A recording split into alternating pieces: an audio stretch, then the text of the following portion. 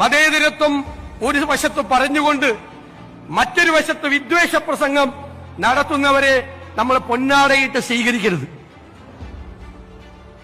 നമ്മൾ മതേതരത്തിനെതിരെ സംസാരിക്കുക, വേറൊരാളെ കൊണ്ട് വിദ്വേഷം പ്രസംഗിപ്പിക്കുക, പിറ്റേ ആഴ്ച അയാൾക്ക് പോയി പൊന്നാടയിടുക. അങ്ങനെ ചെയ്യരുത്. നമ്മൾ കാറി കയറ്റിയാലൊന്നും കുഴപ്പമില്ല, പക്ഷെ കാറി കയറ്റുന്നവരെ നമ്മൾ സൂക്ഷിച്ചു വേണം.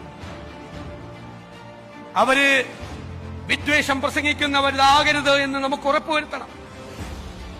അതിനെതിരായി ചെറുത്തു നിൽക്കാൻ, പ്രതിരോധം സൃഷ്ടിക്കാൻ ഒരു മനസ്സുണ്ടാകണം. അതിന് കാപട്യമല്ല വേണ്ടത്.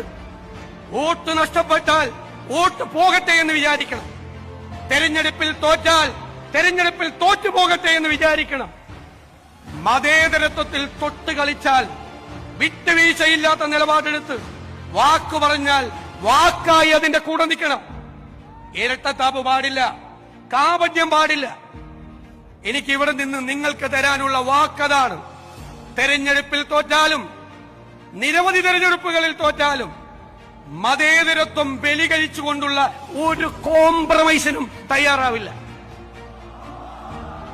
അതിനേക്കാൾ വലിയ വാക്ക് ഈ മഹാസമ്മേളനത്തിൽ വെച്ച് നൽകേണ്ടതില്ല. നമ്മൾ കാരുണ്യത്തിന്റെ സന്ദേശവുമായി, സ്നേഹത്തിന്റെ സന്ദേശവുമായി എല്ലാവരും ഒരുമിച്ച് നിന്നുകൊണ്ട് ഈ വർഗീയതയ്ക്കെതിരായിട്ടുള്ള വൻമതിൽ നമ്മൾ ഉണ്ടാക്കും. സ്നേഹത്തിന്റെ വൻമതിൽ, പാരസ്പര്യത്തിന്റെ, സാഹോദര്യത്തിന്റെ വൻമതിൽ. പഴയകാല ചരിത്രത്തിലേക്കൊന്നും ഞാൻ പോകുന്നില്ല. പഴയകാല ചരിത്രമൊക്കെ പറയാൻ പോയാൽ നമുക്ക് ഒരുപാട് കാര്യങ്ങൾ പറയേണ്ടി വരും.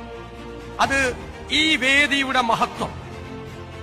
അതിനെ സ്പർശിക്കാൻ, അതിന് വെള്ളം ചേർക്കാൻ ഞാൻ ആഗ്രഹിക്കുന്നില്ല. ഞാൻ വേദിയിലും സദസ്സിലും ഇരിക്കുന്ന എല്ലാവരെയും അഭിവാദ്യം ചെയ്യുന്നു.